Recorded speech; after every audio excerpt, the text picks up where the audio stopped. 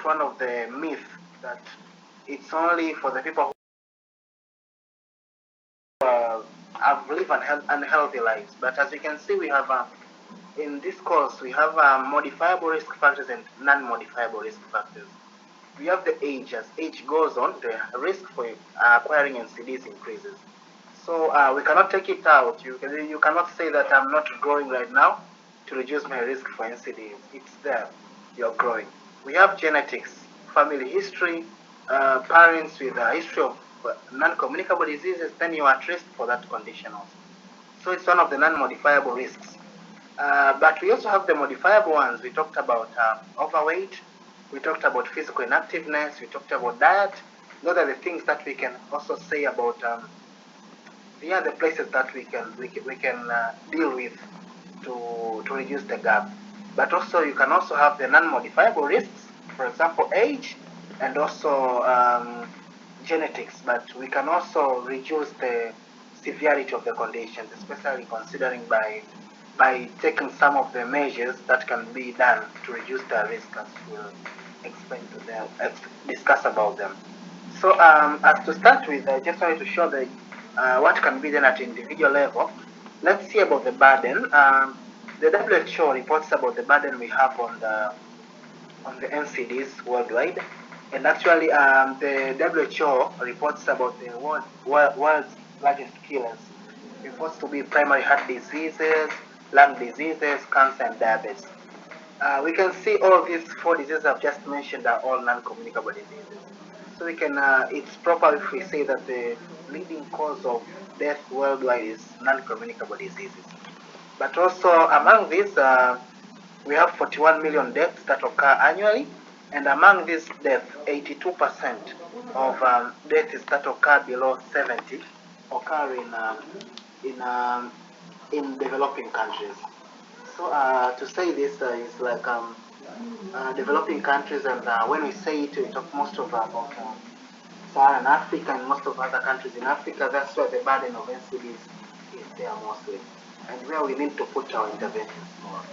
So what can be done at an individual level? I just categorized my steps into 3 categories. I think we'll just talk shortly and briefly on them. I'll focus on the first part, is the part of education. Then we'll talk about primary screening mechanisms, and also we'll talk about modifying the lifestyle.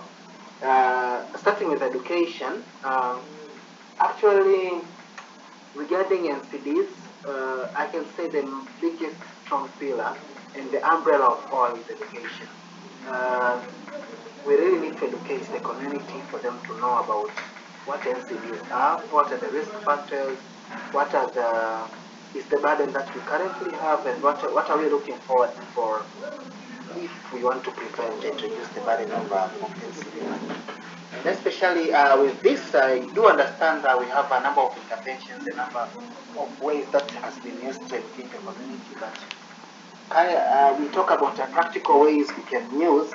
I can say currently that we are at a position that people know about what NCDs are, but I can say that we have that sort of level of ignorance that the community still has about NCDs. And I think it gets into correlation about the myth. People still have myths that NCDs are for certain people, that I need to have this kind of lifestyle for now, I'll just have it when I grow older. Instead, and we don't know that we accumulate the risks since when we are young.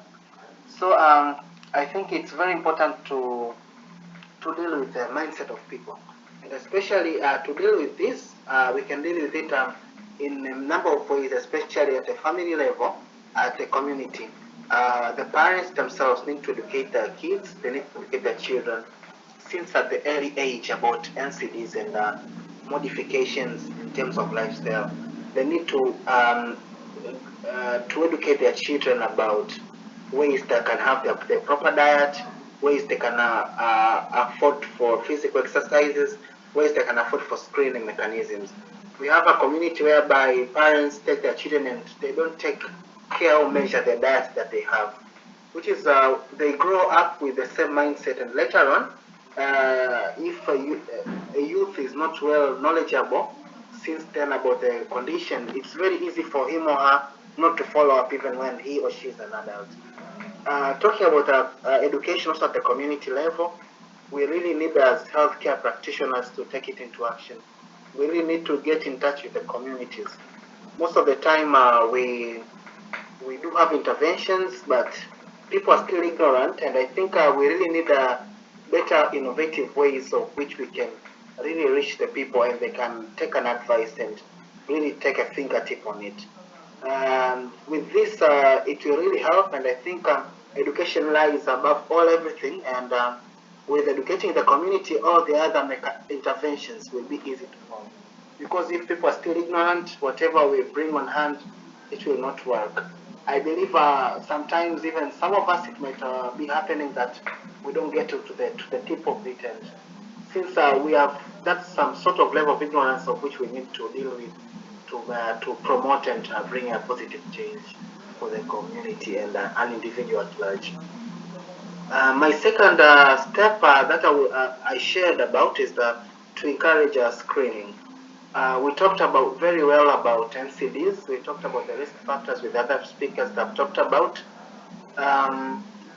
NCDs are not solely caused by poor diet or unhealthy lifestyle.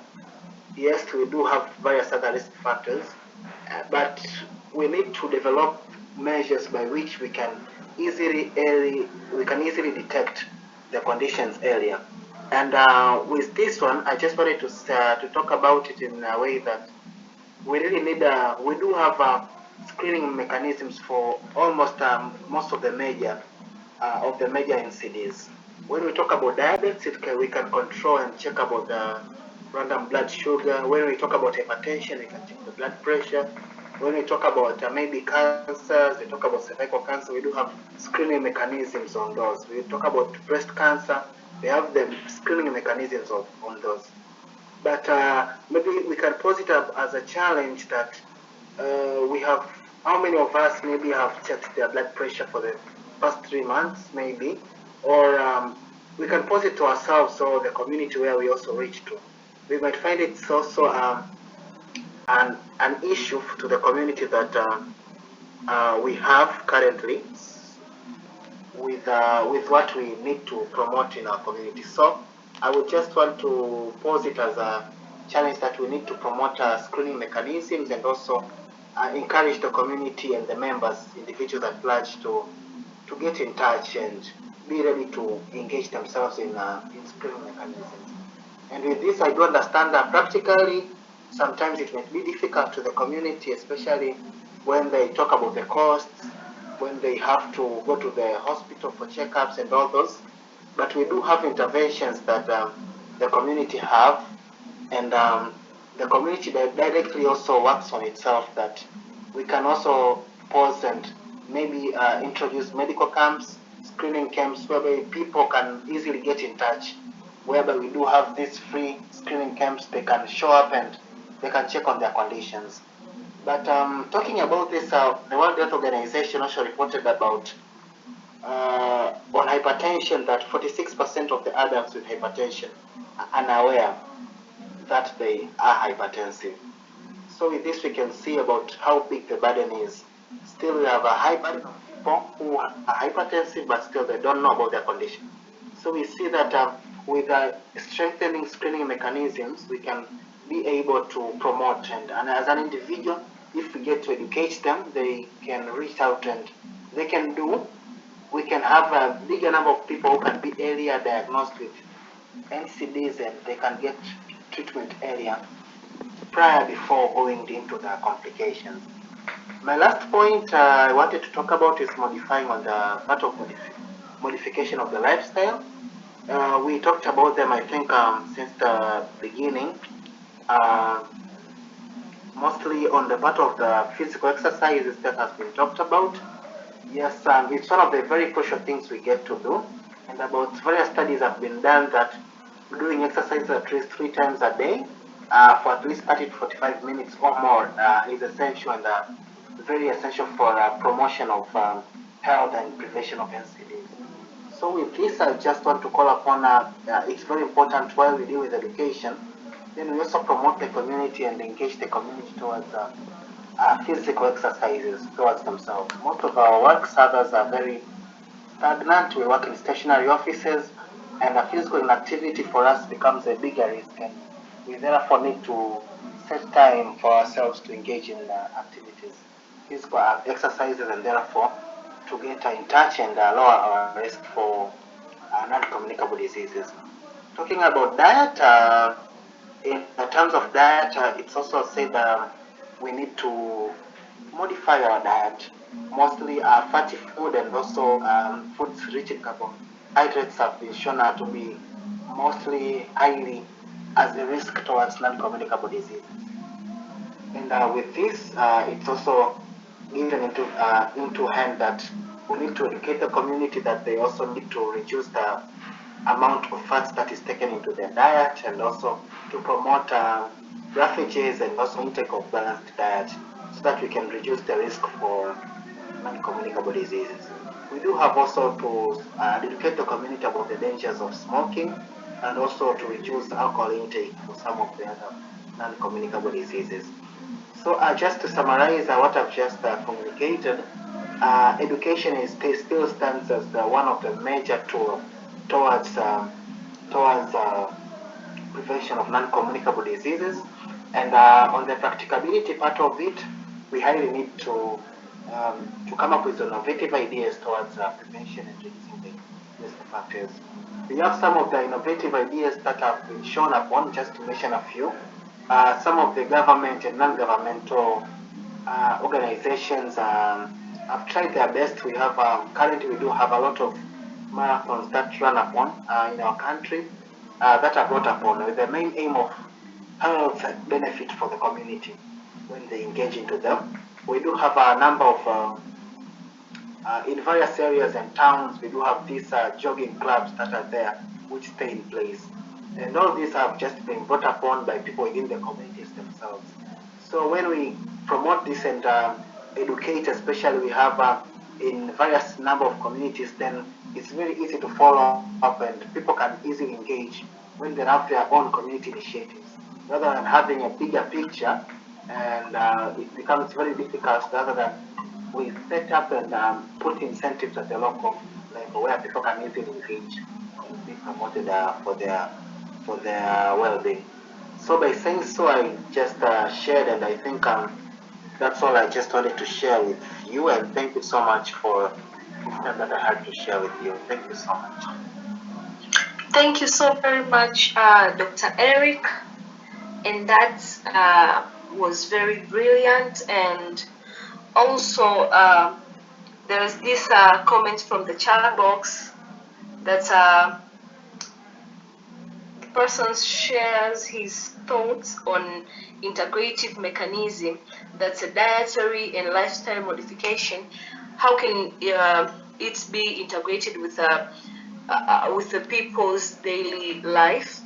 And as well as there's this another question is, in our environment enabling is our environment enabling enough for people who receive the education to practice it? So the contextualization matters now.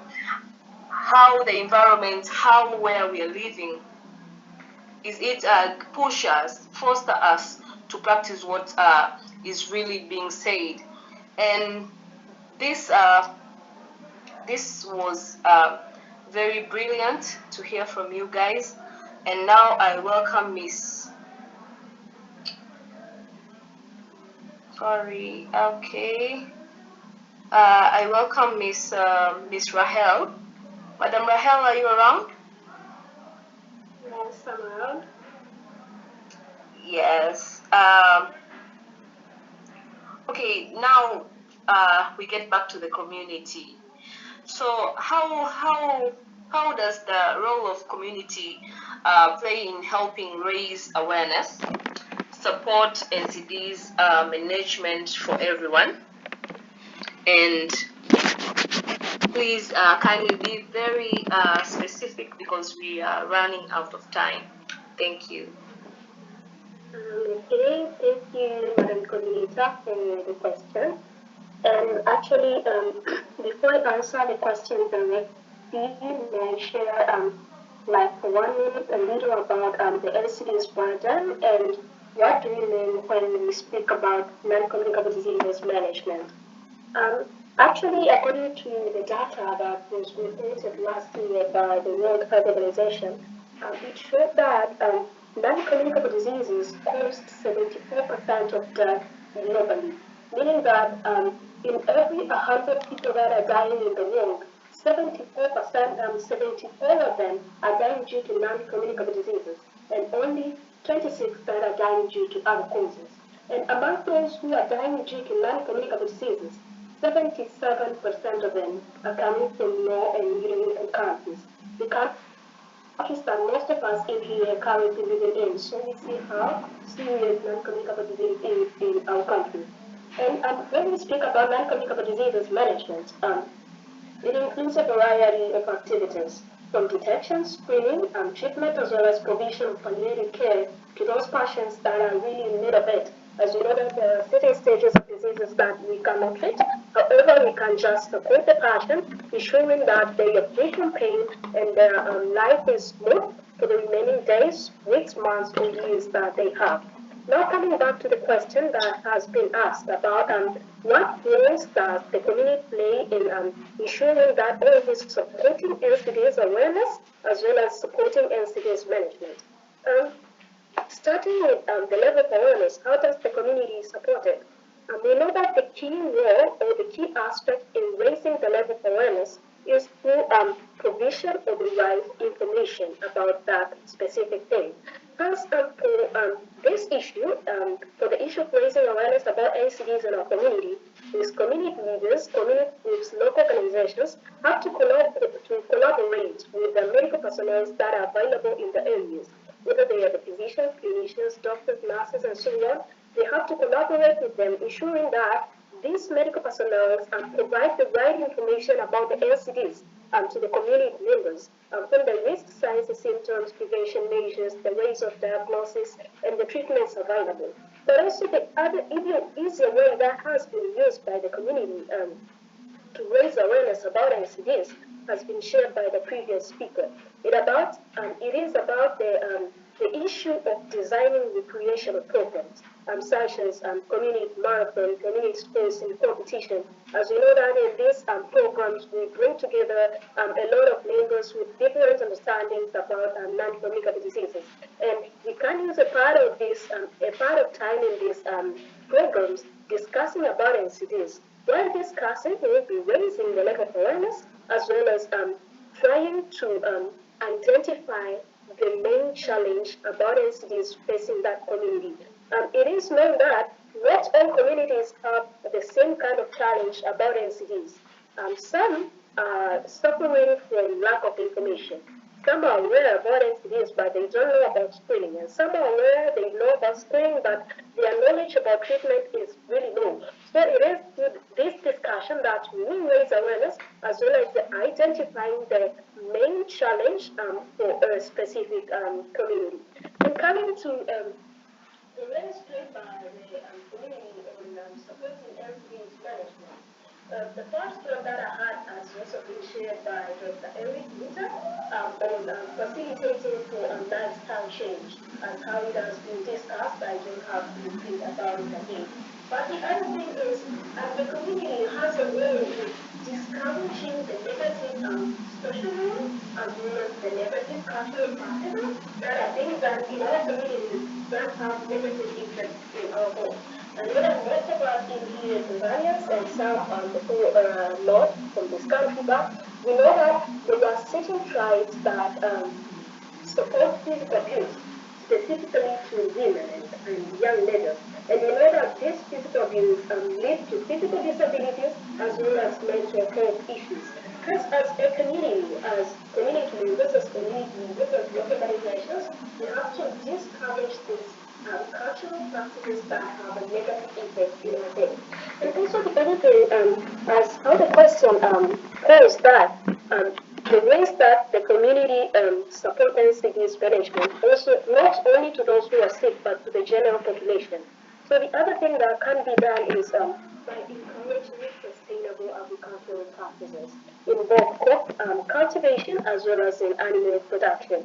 The reason has been that we are the ones that are going to consume these products. If they are not prepared sustainably, we are putting ourselves into more risk of exposure to carcinogenics and so on, hence putting ourselves into increased risk of LCDs. As we saw that one of the main risks of LCD is also poor lifestyle, poor eating habits. It means that from the things that we are eating to the ways that we are eating it. Hence, as a community, as community members, as those who are community leaders, they have to facilitate sustainable practices, sustainable agricultural practices. And the next point that I had has also been shared by Dr. Eric on putting more emphasis on regular checkups and screening. As some of these non-communicable diseases are really silent. If you wait for signs and symptoms to get checked up, you will be very late. And as we know that the late the diagnosis, the earlier the management. And the earlier the diagnosis, the easier the management. And despite lack of enough published statistics about the role of the community in supporting LCD's awareness and management, we have to know that the community is a really important figure in fighting non-communicable diseases, and it is one of the pillars in ensuring that we achieve the World Health Organization goals by 2030, the Sustainable Development Goal number 3, that's good health and well-being. And so thank you for this chance and for giving me a chance to share a little bit about the non-communicable diseases and the importance of community in non-communicable diseases awareness and NCDs management. Thank you. Thank you so very much, Ms. Rahel. That was very powerful, and that's reminded me on the association of early childhood nutrition and outcome of NCDs. So I really pledge this could be a talk of next time. So how the rearing the child development, specifically on nutrition, on how and the outcome of NCDs. Yeah, we will stressing on that in our next, in our future meeting. Yes, back to you, Miss Varelli from Kenya. Jirani, Madam Varelli. Good evening, Jacqueline. Good evening, Jirani. Jirani's neighbor, Madam Mamta from India. Jirani's neighbor. So the Kenyans are our neighbors here in Tanzania. In a simple way, as we all know that we are still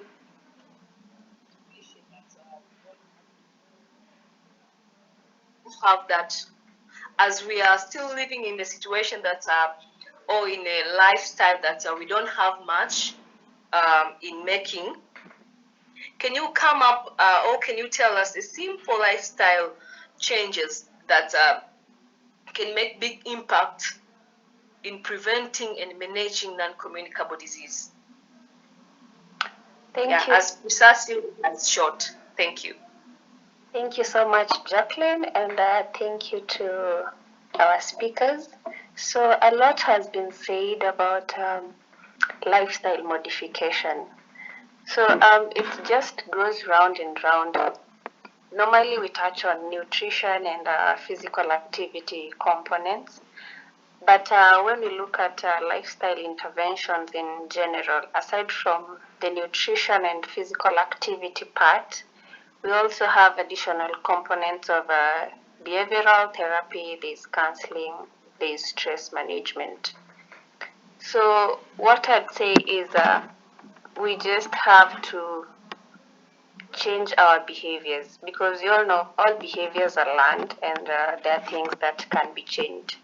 When, let's say, we talk about dietary management, so there's one, people normally add salt to their food, which is bad. High salt consumption increases our risk of cardiovascular diseases, so something like that. And then because also of globalization, we find ourselves shifting from the traditional diet to the westernized diet.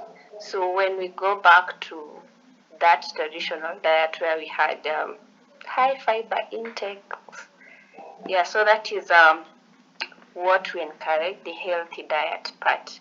And then when it comes to physical activity, when one talks about physical activity, you'd imagine having to subscribe to a gym or something like that.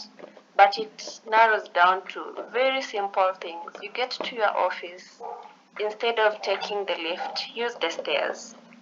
Or it's lunchtime, instead of ordering food from your nearest joint, walk to that joint. Or just evening walks from work, they form part of exercising, which is something we advocate for in lifestyle changes. And another thing is avoidance of alcohol. Many people would resort to alcohol use for stress management, but when it comes to alcohol use, there's the volume of consumption, we have your pattern of consumption, and also the quality. So all these are contributing factors to diseases. And when we talk about alcohol, mostly we'll associate it with cancers of your gastrointestinal, from when you consume it from your mouth all the way to your liver. So we advocate for stopping alcohol consumption. We also have tobacco use. Many people also associate it with stress management.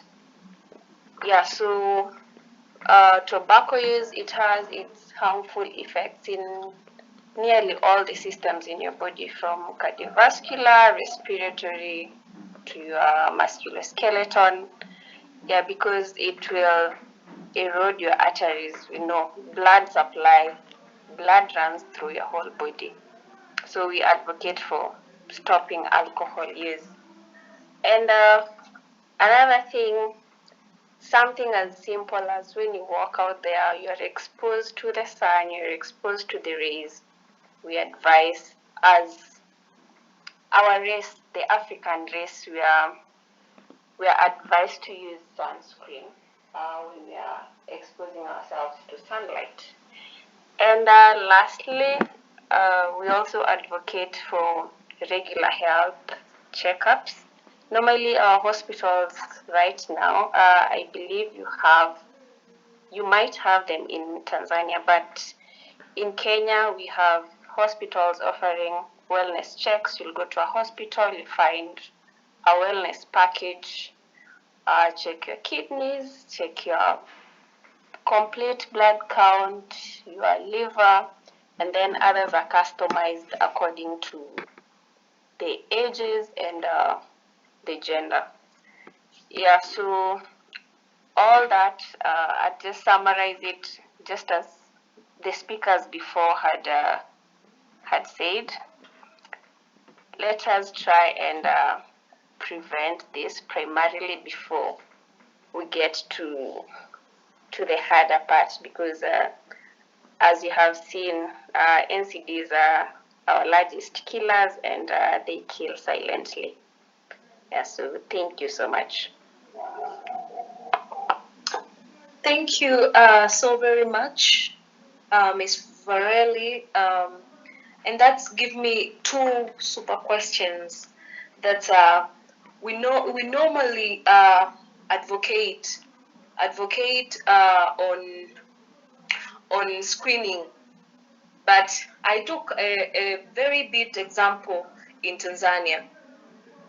In rural areas, we advocate for screening, but we don't have that a bit film mechanism in treatment.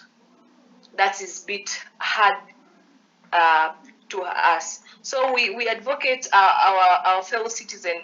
You should screen. The earlier screening is better. Yes, of course, it's really better, but we don't have. We're still struggling in treatment mechanisms, and also we have this. We have this. We have this question here. Okay, it's a really puzzling. It's not a. It's the question and it's a puzzling at the same time. That tobacco and alcohol in Tanzania is a source of income. It's income. It's a source of a big revenue in our country, and we really need a political approach so that we can. I fail to say that we can normalize it, or we can approach these issues, because we see that in political manner we say that we're really advocating for those crops that are for finance, or we support those business which are highly paid and they have a more big revenue compared to these other crops or other businesses. So it's really need wisdom from our political chairs and even the government itself. Thank you so very much, Mr. Daniel. That was very powerful. And yeah, before back to Mr. William, any question, any puzzling comment, you're welcome.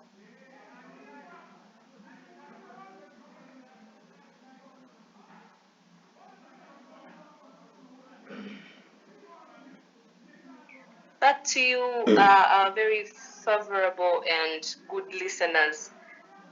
Now it's your turn.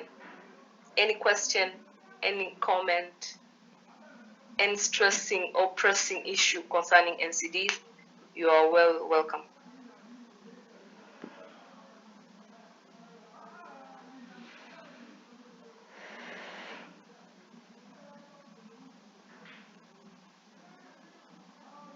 Okay, Mr. William, you're welcome. Hi everyone. Yeah. So hello. I'm happy that the topic went well, but sadly, people haven't asked questions. For Danny, I think he asked a good question, but I think we should start something about addiction. So, example, tobacco warns you that using it is harmful. I've seen those packets so many times, but still leads in selling. Although alcohol is the same way, but still the things go in that directions. So I expected, okay, in Tanzania also we have this myth of that this leading non-communicable diseases like diabetes and all that are for rich people, so poor people don't get that. So that thing also troubles. And I don't know, I'm not a doctor by profession. I'm sort of an engineer. So I thought of you people could talk about genetics, couples. So does sickle cell, the diabetes also as they're related to genetics? I thought maybe someone could have a question in that place. Okay. So these are some of the things that are really burning, and our country is so suffering from this point of view. So the speculations that you guys have did, I hope everyone is going to be an ambassador in caring, okay, in helping them, telling them that this situation is it's going well, or it's how somehow going in a good direction. You can be okay in a certain level of those diseases, but due to mental pressure you get an extra, I don't know what can we say, increasing the damage. So as my doctor, we are platform, and we really need you guys to be our ambassadors too, and unite Africa in terms of health. And also, we as youth, different associations from different countries, we can do something that can really change lives and make health not just bound into, what can we say, hospital walls. So I'm happy to have you. I saw someone raising a hand. I don't know if he really meant it. Okay, I can see that hand hasn't risen again. So we we can really do something as advocates, and as we are going to share you phases of recordings of this and following the YouTube channel, I hope you're gonna send it to various people in order they can get more knowledge and hear what you guys have had. And also, I hope that we had a webinar last December and we provided certificates, the testimonies, that the certificates that have helped them very well in such a large extent. So I encourage you also to use the certificates in your application and showing what extra thing are you guys doing as advocates of health. So health, someone said your health is your wealth, but in my doctor say your health is your pride. So I'm happy for that. So Godwin Stanley says in the chat box, hello, how can we connect after this? I'm humbled and to receive the through Jiran. Okay, so we are going to have we didn't have a group that united us. So I think Lillian after this she's going to create a group that whenever my doctor have an activity and not just an activity, anything that we need to share as health lovers and advocates in health, we can do something. Because my doctor will also do physical outreaches, as you can observe them in our Instagram page. So we expect to go even viral than here, cross border. So we hope to do things better than you. And when we organize something and take proposals to institutions that are engaging in health, to get support is so quick.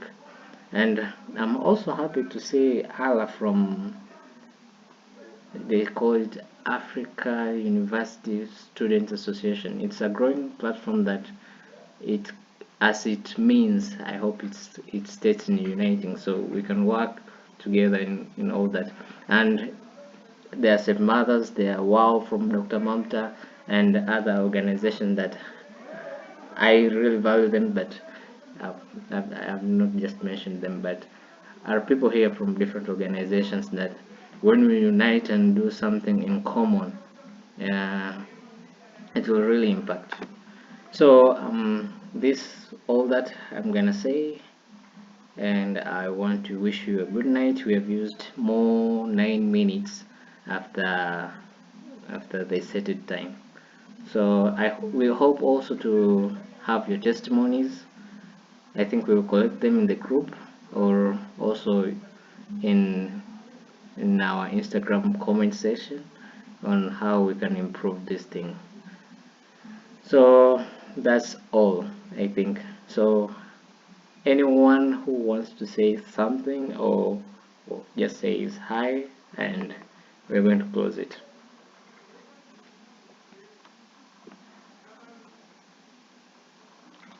Okay, Miss Ala. Yes, hello guys. First of all, I would like to thank you all for inviting me to this webinar. I hope people really found it useful, and advocacy is an important part of learning and developing the society. Actually, our organization's name changed recently. We're African Union Students Platform. I think they have official relations with the African Union. I hope really that we have more collaborations, especially in the African continent, in topics like this to develop the continent and prosper as Africans. Thank you. Okay, that was wonderful. And without forgetting, we are also going to have a webinar on 30th that is going to talk about eating habits. So we saw the engagement in the first webinar that was on mental health, and we have seen the connection of mental health somehow with non-communicable diseases, and we're going to see on I don't know, it's a topic that some people love it, but others take it as something difficult to manage, the eating habits. So hope to see you guys there, and lots of love from my doctor team. Wishing you a good night.